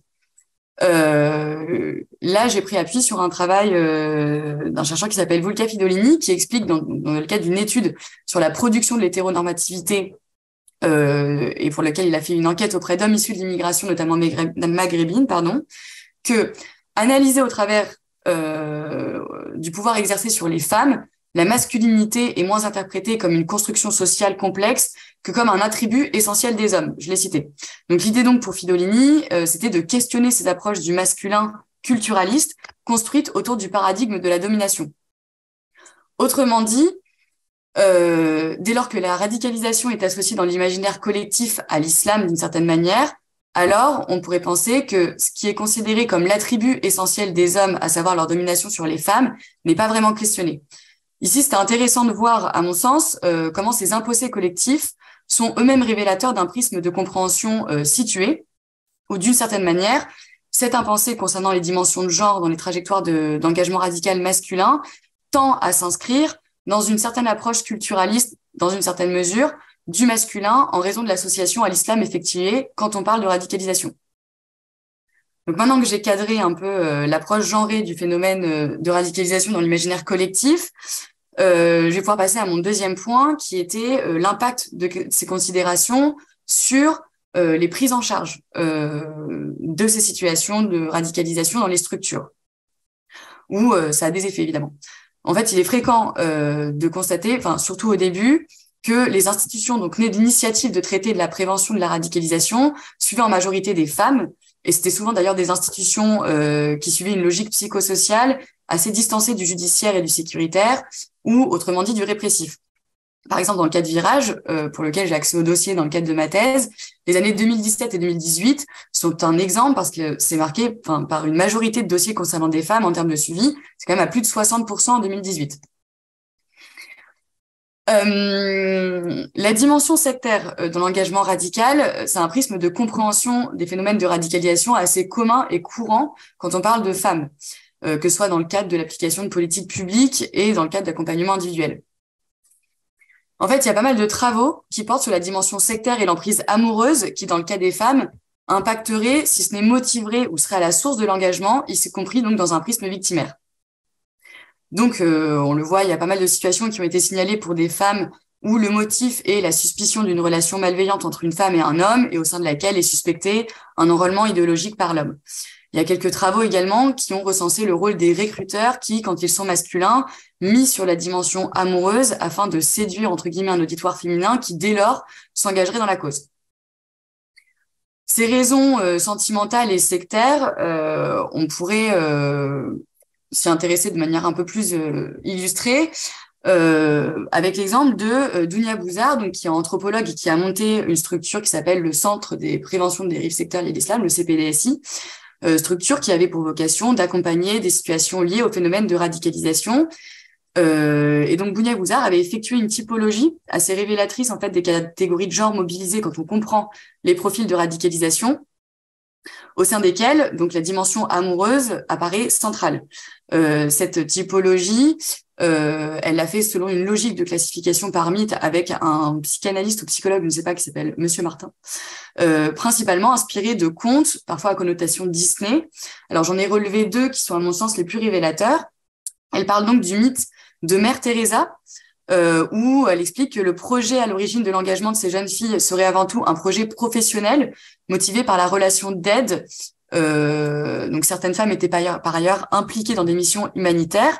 Ici, dans ce premier cas de figure, on voit pas forcément l'emprise ni sectaire ni sentimentale, mais en tout cas, il y a un registre très genré qui mobilise la notion de care féminin, de l'humanitaire, l'ouverture pour les autres, aller sauver des jeunes enfants qui meurent sur zone. Le deuxième mythe, qui pour moi est beaucoup plus concret et révélateur, c'est le mythe qu'elle appelle le mythe de la Belle au bois dormant, où elle parle de jeunes filles donc embrigadées pour des raisons d'ordre sentimental, où elle explique que ce sont des jeunes femmes à la recherche du conjoint idéal qui l'aimera pour toujours, la protégera et lui fera vivre un conte de fées. Elle notifie par ailleurs que ces jeunes filles embrigadées sous le mythe de la Belle au bois dormant se caractérisent par l'existence quasi systématique d'une agression sexuelle dans leur parcours. Alors, ça ne veut pas dire que c'est mal, ça veut juste dire qu'on pourrait quand même questionner les 2 catégories là qui mobilisent des dimensions très stéréotypées en fait des catégories de genre et qui sont d'ailleurs visibles quand elles typologisent également les hommes, où les dynamiques d'engagement, ou plutôt les logiques de repérage de l'engagement radical chez l'homme, sont plutôt tournées vers la portée politique et ou terroriste des propos portés par l'individu. L'éducation nationale, par exemple, semble avoir plutôt tendance à signaler dans les dossiers des hommes, notamment quand ceux-ci font preuve de sexisme ou de machisme, portent des propos antisémites et dans certains cas défendent ou excusent certains actes terroristes, comme le 13 novembre, Charlie Hebdo ou Samuel Paty. Là où pour les femmes, les signalements de l'éducation nationale portent principalement sur l'accoutrement vestimentaire, comme par exemple le refus d'ôter le voile avant d'aller à l'école. Donc concernant les hommes, la dimension politique, à défaut de mettre en lumière par contre les dimensions amoureuses, est centrale dans, par exemple, les différentes typologies effectuées par Dounia Bouzar. Donc en parallèle des 2 typologies que je vous ai citées tout à l'heure, en voici 2 autres. Donc elle appelle le premier le mythe de Lancelot, où elle explique qu'au cœur de ce mythe se trouve la thématique de l'héroïsme chevaleresque au service de la communauté. Donc elle explique qu'il ne s'agit pas du tout, donc au contraire, du mythe de Mère Teresa, d'une aspiration humanitaire, mais plutôt d'une quête d'un idéal de justice pour les opprimés, ou pour retrouver l'honneur perdu des musulmans. C'est un idéal de justice qui semble aller de pair avec une certaine attirance pour le combat armé, voire la recherche d'adrénaline dans l'aventure. La recherche de communautés d'hommes unis dans le combat contre l'injustice constitue probablement la facette implicite. Le second mythe, c'est ici le mythe de Zeus, où elle explique que les jeunes qui adhèrent à ce mythe expriment le motif explicite d'imposer la charia, où l'aspiration à la toute-puissance et à la domination d'autrui apparaissent de manière implicite. La zone de guerre est envisagée comme un monde idéal dans lequel l'omnipotence et la domination pourront non seulement s'exprimer, mais aussi trouver une légitimité. Donc, ces jeunes se caractérisent souvent par un passé délinquant ou toxicomane, ou plus généralement de conduite à risque et ou agressive. Ils ont en commun un père déchu et le sentiment d'être de nulle part. Donc là aussi, en fait, au même titre que les femmes, on voit bien qu'il y a une dimension stéréotypée des catégories de genre dans la mobilisation de l'explication des trajectoires de radicalisation. Mais cette même dimension stéréotypée des catégories donc masculin-féminin interroge plus largement la gestion institutionnelle en fait des situations suivant le genre et des conséquences de cette compréhension genrée. Ou, comme j'ai expliqué plus haut, on a tendance à avoir une majorité de femmes dans des structures plutôt préventives, alors qu'une majorité d'hommes, suivent plutôt des prises en charge dans des structures répressives. Il faut pas que je me perde. Voilà. Alors, à ça, une première hypothèse, une chercheuse qui s'appelle Véronique Logoasiou sur la violence des femmes explique que depuis les années 50, il existerait un effet de courtoisie qu'elle décrit comme une forme spécifique de paternaliste qui opposerait les organes du contrôle social, en particulier les forces de police et la justice, et appliquerait donc aux filles et aux femmes déviantes un traitement plus clément. Donc ça, c'est une première vision de pourquoi les femmes, finalement, pour éventuellement fait équivalent, se retrouveraient dans des structures plutôt préventives plus que répressives. Donc, on voit bien que au début, enfin surtout au lendemain des attentats, les femmes s'inscrivent souvent dans une dynamique de prise en charge préventive, les secondes, donc les hommes, répressives, même si ce constat est quand même à prendre avec des pincettes, puisqu'il y a eu une petite évolution historique marquée par l'attentat manqué de Notre-Dame, et qui continue avec les problématiques de retour de zone qui concernent principalement des femmes. Là, si le prisme victimaire et préventif est encore d'actualité, on voit qu'il tend néanmoins à se transformer concernant le phénomène de l'engagement radical féminin, notamment donc depuis l'attentat manqué des bonbonnes de gaz, donc le commando de femmes djihadistes qui avaient voulu faire exploser une voiture piégée. Au total, suite à ça, on a eu 5 femmes qui ont été mises en examen et qui ont été donc à l'origine d'une prise de conscience nouvelle qui se traduit par une véritable évolution de la politique pénale, alors que les femmes, par exemple, représentaient près d'un tiers des ressortissants français présents en Syrie en 2017, près d'un quart des personnes poursuivies pour terrorisme cette même année étaient de sexe féminin. En plus de ça, on voit que les questions de retour de zone irako-syrienne tentent à repenser dans une certaine mesure l'engagement criminel des femmes. On le voit notamment sur le plan judiciaire. Aujourd'hui, les femmes de retour sont systématiquement judiciarisées, de plus en plus incarcérées, là où encore il y a quelques années, on les pensait principalement victimes de leur histoire. En fait, le topo sur la dimension stéréotypée des catégories de genre mobilisées, c'est que ça peut soulever une problématique dans la prise en charge qui reste hypothétique à l'état actuel des choses, mais qui serait de dire qu'il existerait peut-être une contre-productivité en fait de venir mobiliser ces catégories de genre dans le sens où les femmes qui aujourd'hui sont au courant potentiellement de ces catégories mobilisées ont pu se conformer au discours institutionnel et revendiquer dès lors le caractère subi de leur engagement. En fait, cette dimension genrée de la compréhension institutionnelle du phénomène de radicalisation, peut-être qu'elle pourrait être aussi utilisée par des femmes dans une logique stratégique de voir leur peine s'amoindrir. Tout ça m'amène à ma troisième partie, qui tente donc de venir amener une dimension un peu plus militante à l'engagement des femmes, peut-être même on pourrait décrire comme une nouvelle forme de féminisme, où le parti pris de la thèse donc, que je suis en train d'effectuer, c'était de dire que plutôt que de souligner l'emprise de laquelle les femmes souffrent dans cette dynamique d'engagement, j'essayais de comprendre plus exactement ce qu'elles y trouvaient, en tout cas ce que certaines y trouvaient dans un souci d'égalité et au prisme du genre toujours, de comprendre aussi ce que certains hommes engagés radicalement dans la cause djihadiste gagnent à s'engager dans des schémas relationnels considérés aujourd'hui comme répondant d'une logique de domination. Il y a déjà eu quelques travaux dessus qui stipulent que plutôt qu'en fait une aliénation, la radicalisation pourrait revêtir une fonction de protestation vis-à-vis de certains modèles contemporains de féminité ou encore une mise en ordre donc des désordres familiaux parmi lesquels on trouve un nombre important de violences de genre observées ou subies. C'est vrai que dans l'analyse des dossiers qui a été faite jusqu'ici, on voit que il y a énormément de violences intrafamiliales subies par les jeunes filles, soit à titre de victimes directes, donc elles-mêmes victimes de violences, soit victimes secondaires, à savoir plutôt témoins. Une des hypothèses ici, ce serait de dire que l'offre radicale et donc le référentiel religieux mobilisé serait à même d'offrir un discours de compensation et de justification au statut social inférieur des femmes. Ou plus encore, ça pourrait être un outil de lutte contre la domination masculine. Et là, je cite Agnès Vilches et Laetitia Bucaille qui ont fait un ouvrage co-dirigé un ouvrage et particulièrement publié un article dessus. Donc l'idée, ce serait de dire que ces femmes radicalisées useraient d'un référentiel islamiste comme ce qu'appelle Farhad Khosrow-Ghavar un post-féminisme régressif, ou encore d'un féminislamisme, pour reprendre les termes de Géraldine Cazut, selon des caractéristiques genrées. L'idée, donc, ici, c'est de dire qu'on peut relever certains éléments d'adhésion politique à certains modèles de relations conjugales et amoureuses qui viendraient plutôt que d'aliéner les femmes, les sécuriser, et certaines, derrière, le disent clairement, la manière dont ces femmes se rapproprient le répertoire djihadiste en termes de relations conjugales et amoureuses vient colmater finalement certains désordres, souvent en opposition au schéma conjugal parental, au vu des différentes violences que celui-ci a pu proposer.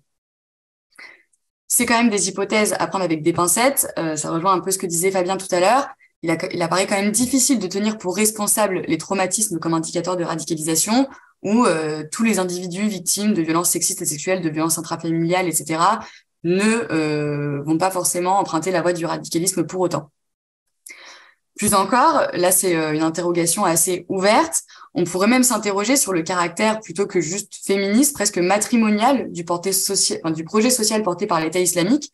Alors c'est vraiment une hypothèse pour donner un peu de rock'n'roll à tout ça. C'est basé sur l'ouvrage de Fethi Benslama et Farhad Khosrow-Ghavar, qui croisent donc une approche sociologique avec une approche psychologique.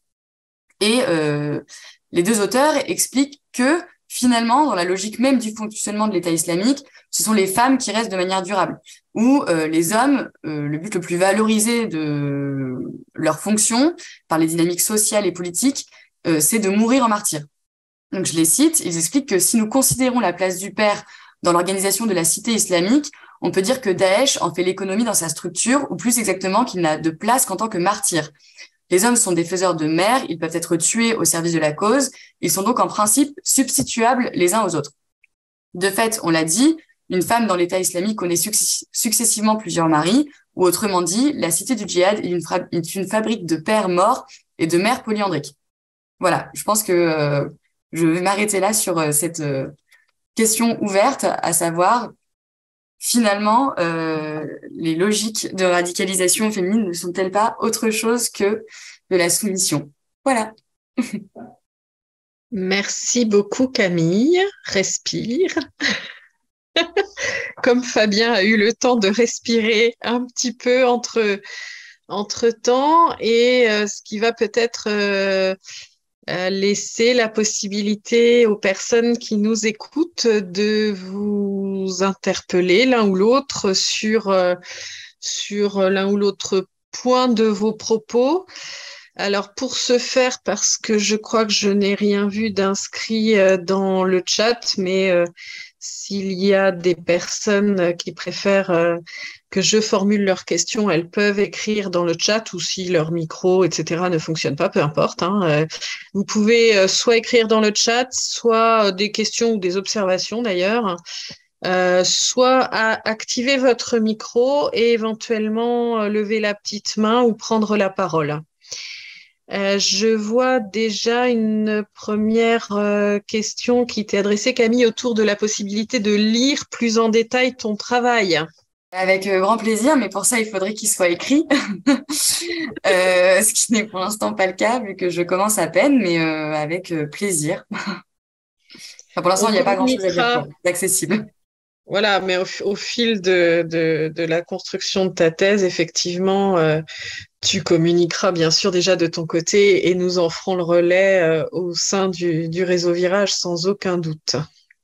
On observe le temps passant que certains jeunes ne nous inquiètent plus. Alors, je mets dans le nous autant les parents que les professionnels, que les institutions, plus seulement du côté des radicalités ou des radicalisations islamistes ou religieuses, mais pour d'autres raisons, d'autres idéologies aussi. D'ailleurs, notre prochain webinaire, j'en parlerai tout à l'heure, sera plus directement consacré radicalité d'origine d'extrême droite. Mais on a aussi plus récemment rencontré des personnes qui nous interrogent du côté de ce qu'on va appeler les mouvements survivalistes, et parfois avec des passages assez rapides pour certains jeunes de l'une à l'autre. Et je vais pas forcément du coup les genrer, filles ou garçons, mais en tout cas la question qui commence à nous interpeller un peu au sein de l'équipe et en tant que professionnels qui accompagnons donc ces jeunes et ces familles, c'est ce qu'on pourrait essayer d'imaginer de commun finalement entre tous ces supports idéologiques. Et ça renvoie effectivement au vécu de ces jeunes et de leur personnalité, ou pas. Est-ce que finalement c'est vraiment la manière, le sujet, le support idéologique qui doit être mis au travail quand on évalue ou quand on accompagne une personne qui nous inquiète par la possibilité de son passage à l'acte violent? Ou est-ce que c'est vraiment cette question de la violence, de la légitimation de la violence, plus que finalement la question du support idéologique ou religieux ou politique qui sous-tend ce prisme violent? Quand on a fait, nous, l'enquête notamment, c'est vrai qu'on avait cet enjeu de travailler au-delà d'une seule idéologie, d'une seule cause. Comme je l'ai dit, on voulait faire une comparaison systématique. Et voilà. Et on a à la fois repéré des choses très similaires, notamment finalement entre les logiques djihadistes et les logiques d'extrême droite. Il y a plus en termes de propriété sociale, il y a plus de choses finalement. Enfin, c'est aussi les milieux populaires essentiellement qu'on retrouve. Après, voilà, les différences sont liées notamment à des questions de vérité de transmission. Par exemple, tu vois, sur les questions corse ou basque, c'est clairement inséré dans des milieux familiaux, dans une histoire familiale, locale, et donc avec un réseau extrêmement important. Voilà, les choses sont très ancrées et inscrites. Ce qui peut être aussi le cas à l'extrême droite, avec des transmissions familiales. Là où du côté notamment du djihadisme, on est plutôt clairement dans des logiques de rupture avec la famille. Et voilà. Donc en fait, je pense qu'il faut le support idéologique. Je sais pas s'il est si important que ça. Ce qui compte, pour moi, c'est les propriétés de trajectoire, ce qu'on a essayé de voir à chaque fois, les modalités de transmission et les modalités de circulation aussi de l'idéologie. Donc, pas l'idéologie en soi, si tu veux, mais la façon dont ça circule, comment ça circule et qui l'a mis en circulation. Et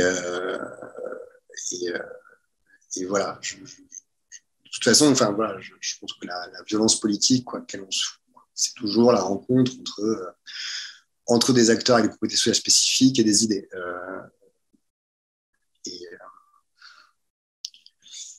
Et des idées qui sont suffisamment malléables, finalement, pour que n'importe quel type de personne puisse s'en saisir et finalement y trouver un sens qui renvoie à leur histoire personnelle et particulière. Ce qui n'est pas le cas de toutes les idéologies, finalement.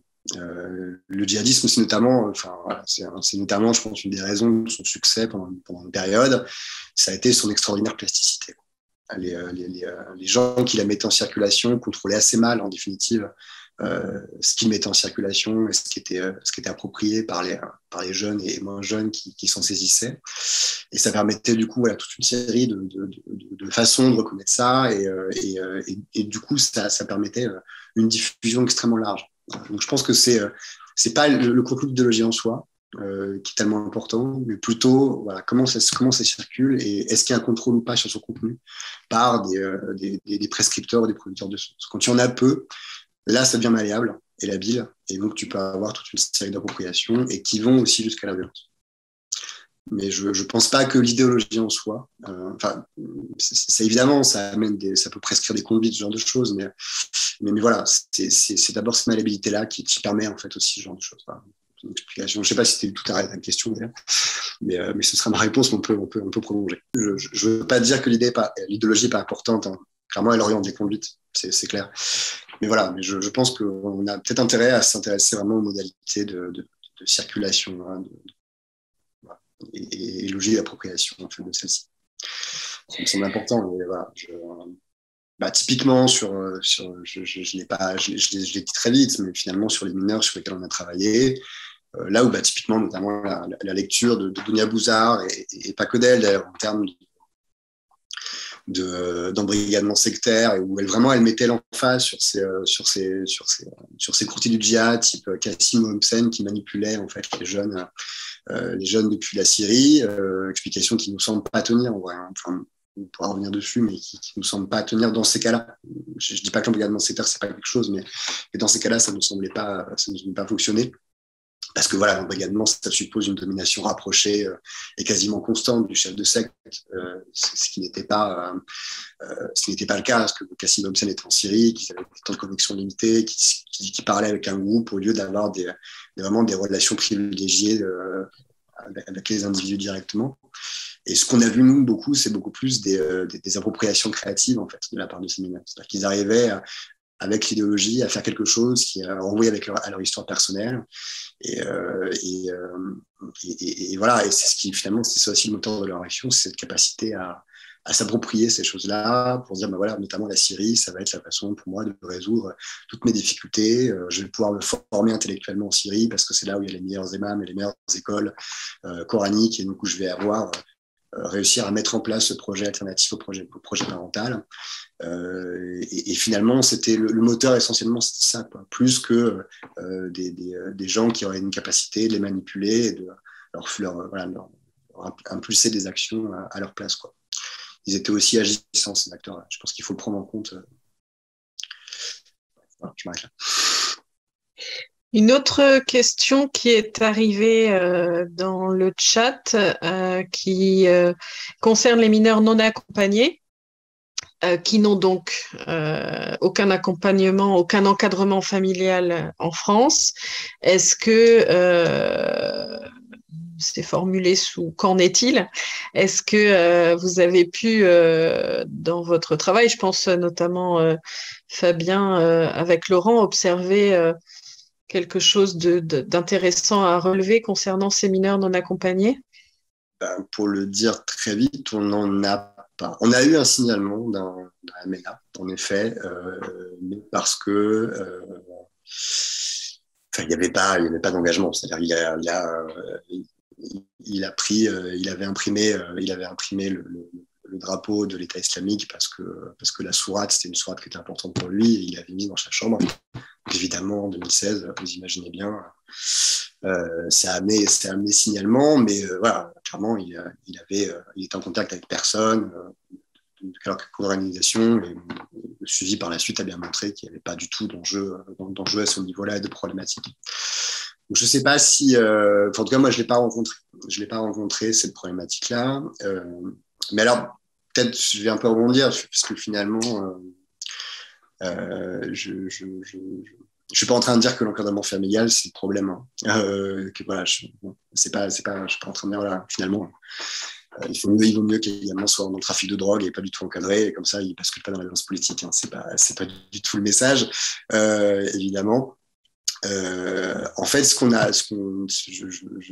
veux insister sur le fait aussi que les mineurs sur lesquels on a travaillé, cette soixantaine de mineurs qui étaient vraiment engagés, c'est vraiment le produit d'un contexte très particulier. C'est-à-dire que ça a disparu depuis, avec l'effondrement de l'utopie syrienne, entre guillemets, on n'en a quasiment plus. Et c'est vrai que nous, notre surprise, en fait, qu'on avait commencé à travailler sur ce dossier-là, c'est qu'on s'attendait, en fait, à avoir parmi les mineurs signalés pour les faits les plus graves, avoir des gens avec des propriétés sociales proches de celles de Mohamed Merah, des frères Koulibaly, de frères Kouachi, pardon, ou de Koulibaly, donc des gens qui venaient précisément de la délinquance, avec des familles très heurtées, et en effet peu d'encadrement familial, et c'est pas du tout ce qu'on a eu, quoi.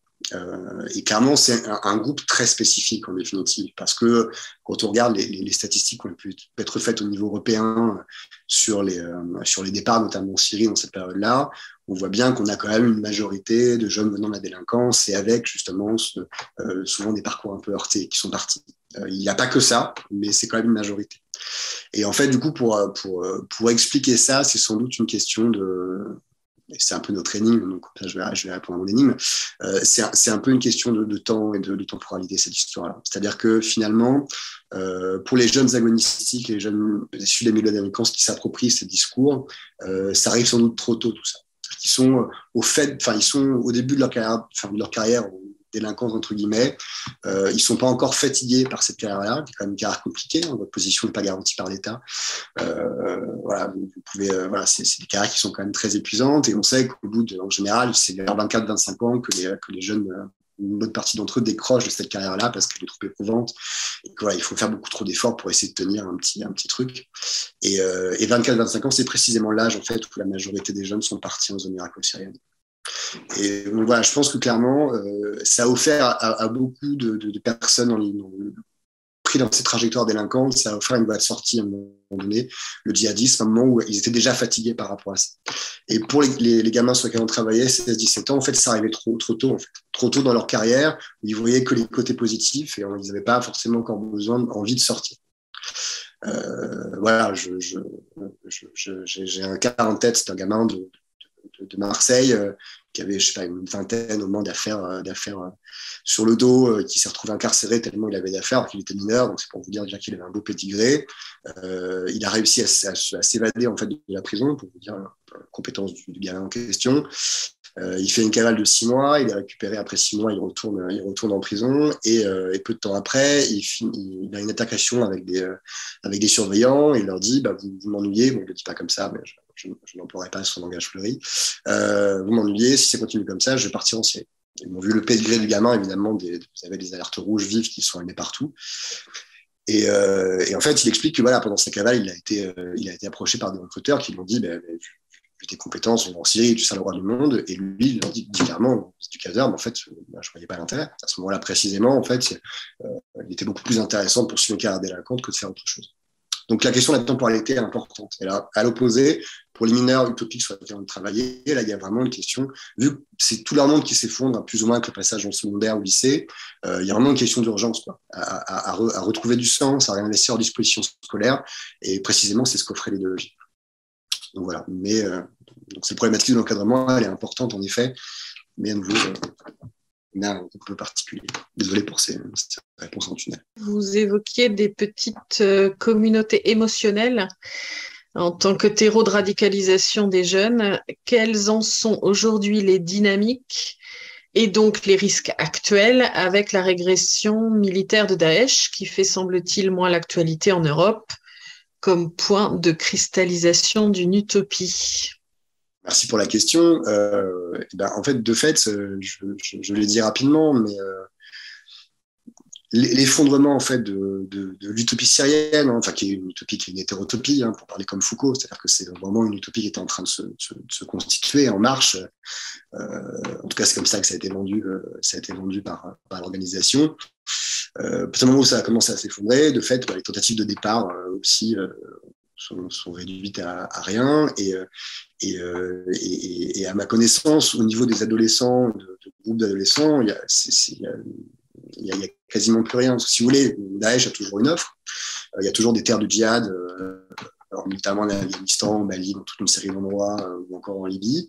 Mais là, ce qui marchait vraiment, c'était précisément la puissance de cette utopie-là, quoi. Donc, c'était un État en train de se construire où tout était possible.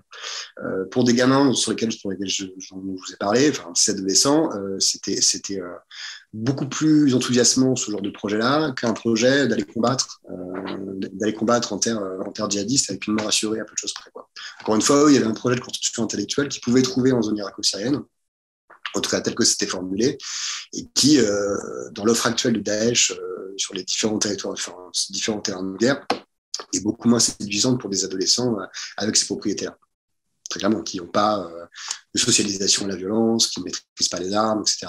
Et donc, du coup, voilà, cette possibilité cette attirance pour ce projet-là a disparu en fait avec la fin très largement du contrôle territorial sur cette zone à cheval entre l'Irak et la Syrie. Donc voilà, et je pense qu'aujourd'hui, pour travailler maintenant sur les familles de retour, En définitive, on le voit aussi, je veux dire, les familles qui partent, sont parties essentiellement à l'époque où c'était vraiment le projet irako-syrien qui fonctionnait, parce que il y avait souvent des projets aussi de combat du côté des hommes, mais c'était des projets d'installation familiale, par ailleurs. Des projets d'installation familiale, donc il fallait autre chose que juste un terrain de guerre. Et donc c'est aussi pour ça, c'est tout ça qui faisait l'attirance de ce modèle-là et qui explique très largement les départs et cette dynamique-là aussi. Donc le rayonnement de cette utopie hétérotopie, elle est importante ici. Merci beaucoup, Fabien et Camille, pour votre participation à nos côtés cet après-midi. Merci beaucoup à toutes celles et tous ceux qui vous ont écouté et puis vous ont posé quelques questions. Des sujets qu'on recroisera donc tous ensemble encore le 18 novembre, fin du mois de mars, et puis au fil de l'eau, on vous proposera peut-être encore dans toute cette période d'autres temps de rencontres. Merci encore vraiment Fabien, Camille, merci à tous et puis à bientôt. À bientôt. Merci. Au revoir.